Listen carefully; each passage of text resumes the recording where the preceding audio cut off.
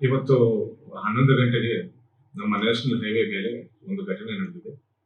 ಸಂಜೀವ್ ಕುಮಾರ್ ಅಂತ 48 ವರ್ಷದ ಒಬ್ಬರು ಬೈಕ್ ಮೇಲೆ ಹೋಗ್ತಿರುವಾಗ ಮಾಂಜಾ ವೈರು ಕುತ್ತಿಗೆಗೆ ಕಟ್ಟಾಗಿ ಅಲ್ಲೇ ಬಿದ್ದು ಸಾವನ್ನಪ್ಪಿದ್ದಾರೆ ಅನ್ನುವ ಒಂದು ಪ್ರಕರಣ ನಮ್ಮ ಗಮನಕ್ಕೆ ಬಂದಿದೆ.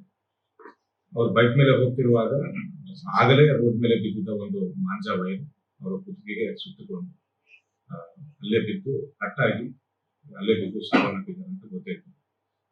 ಈಗಾಗಲೇ ನಾವು 3 ದಿನದಿಂದ ಒಂದು ಡ್ರೈವ್ ಮಾಡ್ತಾ ಇದ್ದೀವಿ ನಮ್ಮ ಇಡೀ ಜಿಲ್ಲೆಯಲ್ಲಿ.